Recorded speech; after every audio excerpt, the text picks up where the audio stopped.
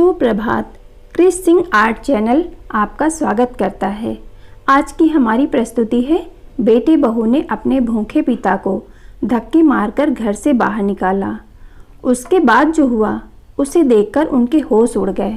बहू, कुछ नाश्ता दे दो, आज सुबह से ही नाश्ता नहीं मिला। कमरे में दोपहर 12 बजे सो रही बहू को ससुर जी ने आवाज़ लगाई। अंदर से कर्कशी सी आवाज़ आई, मेरी तबीयत खराब है बाबूजी, मुझसे अब कुछ नहीं हो पाएगा, जाइए किसी और से मांग लीजिए, कहकर बहू संध्या सो गई, बिना देखे कि उस बुजुर्ग ने सुबह से कुछ खाया नहीं है। कैलाश जी की आंखों से आंसू छलक आए। जाने कितनी यादों को याद कर उनकी सूख गई आंखों से आंसू का पर्दा सा आ गया। वह पोती के कमरे में जाकर बोले, नेहा बिटिया, नाश्ता दे दो, कुछ तेरी माँ बीमार है शायद। नेहा को तो माँ ने ही संस्कार दिए थे, तो वह भी माँ से अलग कहाँ थी। बिना हिचके बैग उठाते हुए बोली, दादाजी मुझे कुछ न कहिए, मेरी क्लास का समय हो गया, मैं तो चली। पोती की बात सुन कैलाश जी सन्न रह गए और नेहा चली गई। वह बैठ गए अपनी चौकी पर। जब से गांव छोड़कर इस घर आए कभी अपनापन न मिला। गांव में जैसी सारी खुशी की पोटली छोड़ आए। बड़े चाव से गांव से शहर आए थे कैलाश जी। बेटे का घर बन गया, बेटा बहू के साथ रहूँगा कहते हुए अपने दोस्त मित्रों से विदा ली थी कैलाश जी ने। लेकिन यह दिन देखना होगा, यह कभी न सोचा था। अपने आप को संभालते हुए उठे और मोहल्ले की दूसरी गली में रहती थी उनकी बेटी अन्नपूर्णा। जेठ की तेज चिलचिलाती धूप में तेज कदमों से चलते हुए पहुंचे बेटी के दरवाजे पर। दस्तक दे, लेकिन दुख का ऐसा भाव आ रहा था कि जी हो रहा था कि दरवाजे खुलने से ही पहले चले जाएं। कैसे बेटी से रोटी मांगूंगा, कैसे कहूँगा कि मैं भूखा हूँ, सोचते हुए वापस मुड़ ही रहे थे कि बेटी ने दरवाज़ा खोल पिता को इस समय देख वह हैरान थी। बाबूजी, आप आइए ना, लेकिन इतनी धूप में आप क्यों निकले बाहर, आइए बैठिए यहाँ, कहते हुए जल्दी से पंखा और कूलर चला दिया और भागकर पानी का गिलास लेकर पानी दिया। बिटिया 2 रोटी खिला दे, कहते हुए सर झुकाए कैलाश जी की आंखों में आंसू आ गए। अन्नपूर्णा भागकर रसोई गई, 2 रोटी दाल सब्जी थाली में डाला और भागकर ले आई। उस पल ने कुछ सोचने समझने की ताकत को खो दिया था। जैसे ही अन्नपूर्णा ने पिता के सामने थाली रखी और वहीं बैठ गई, कुछ मिनटों में ही 2 रोटी साफ हो गईं। खाकर तृप्त हुए तो बेटी ने डरते डरते पूछा, बाबूजी क्या हुआ, भाभी घर में नहीं थी क्या, आप ऐसे? पिता ने बेटी की आंखों में झांक कर फिर अपने मन की व्यथा, जिसे सुनकर अन्नपूर्णा सन्न रह गई, आंखों में आंसू भर चले। यह वही पिता थे जिनका उगाया अनाज और सब्जी बड़ा संयुक्त परिवार का पेट भरते थे। आज वही पिता 2 वक्त की रोटी के लिए तपती दोपहर में पैदल चले आए, और हद तो तब हुई जब देखा कि पिता बिना चप्पल के ही आए थे। उस दुख और विषाद में अपने शरीर और जलते पैर का भी ध्यान नहीं आ रहा था। अभी पिता के साथ बैठी थी कि राकेश भी आ गए। सारी बात सुन राकेश ने कैलाश जी से वादा किया, बाबूजी, क्या मैं आपका बेटा नहीं हूँ? आज के बाद कल से रोज़ सुबह नाश्ते के समय आप यहाँ आएंगे। बेटी के घर का नहीं खा सकते, बेटी के घर का नहीं खा सकते, लेकिन बेटे के घर का तो खा सकते हैं।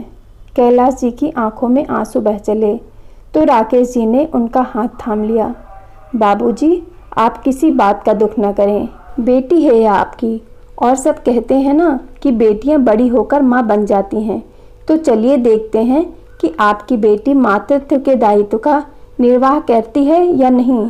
कहते हुए राकेश हा हा करके हंसने लगे और उनकी हंसी सुन कैलाश जी भी मुस्कुरा उठे। राकेश के सिर पर स्नेहिल हाथ रखा और चले गए। दूसरे दिन बाबूजी नाश्ते के समय आए।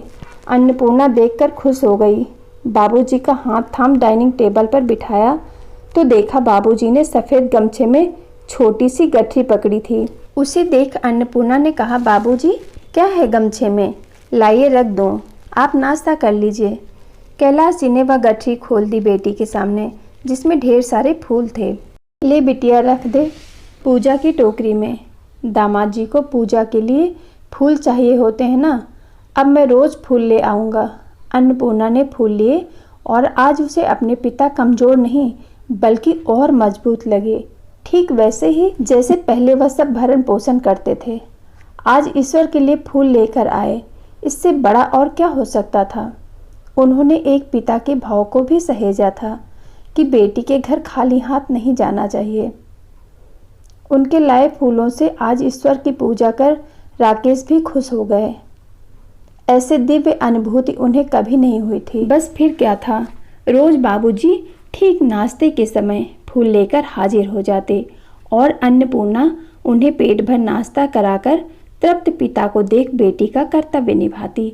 एक दिन सुबह सुबह नेहा ने दादाजी को बुआ के घर जाते देख लिया और देखा कि दादाजी बुआ के यहाँ जाकर रोज नाश्ता करते हैं, तो उसने आकर अपनी माँ को उल्टी सीधी पट्टी पढ़ाई।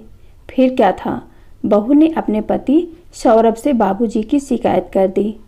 अगले दिन जब बाबूजी नाश्ते के लिए अपने बेटी के घर आ रहे थे तो बेटा सौरभ उनके ऊपर तमतमाता हुआ आया।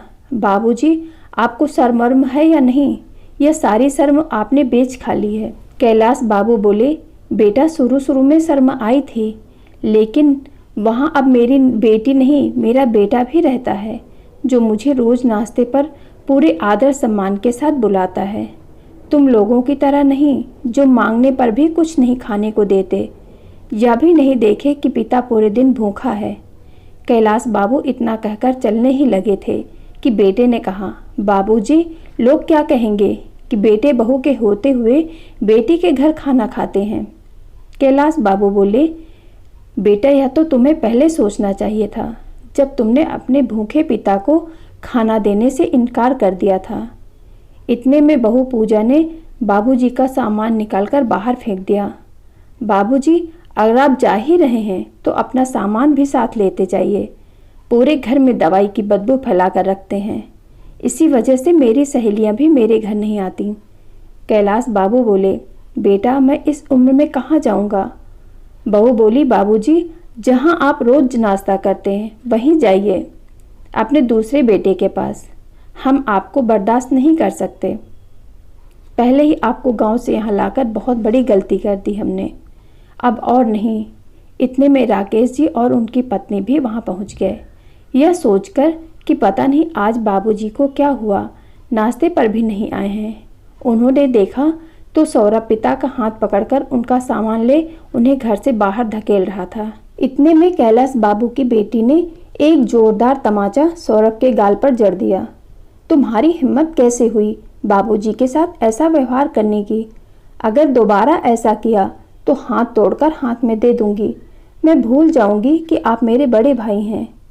इतने में पूजा अपनी ननद पर तमतमाते हुए आई और बोली, दीदी, आपकी इतनी हिम्मत कि आप मेरे ही घर में खड़े होकर मेरे पति को थप्पड़ जड़ने दिया। अन्नपूर्णा ने उसे भी उंगली का इशारा करते हुए कहा, खबरदार, अगर बीच में बोली तो। मैं सौरभ से बात कर रही हूँ, तुमसे नहीं। जहाँ खड़ी हो वहीं चुपचाप खड़ी रहो। निशा का ऐसा रुद्र रूप देखकर पूजा और सौरभ शक रह गए। राजेश जी बोले, बाबूजी, चलिए, आज के बाद आप यहाँ नहीं रहेंगे। आप अभी इसी वक्त अपने दूसरे बेटे के घर चल रहे हैं। कैलाश बाबू बोले, कौन सा दूसरा बेटा? राकेश बाबू, आज से मेरा सिर्फ एक ही बेटा है। मैं आज से इस बेटे से सारे रिश्ते और सारे अधिकार खत्म करता हूँ। खबरदार, अगर मेरे आखिरी वक्त में मेरे दर्शन करने भी पहुँचे तो तुम। और हाँ, गांव वाला घर तो तुम भूल ही जाओ, वह मेरी बेटी और मेरे बेटे मतलब कि मेरे दामाद का है। राकेश बाबू ने कैलाश का हाथ थामा और चले गए अपनी बेटी के घर और खुशी खुशी अपना जीवन व्यतीत करने लगे। राकेश जी ने भी एक बेटे होने का उनके प्रति सारे फर्ज निभाए और उन्हें किसी भी चीज़ की कमी नहीं होने दी।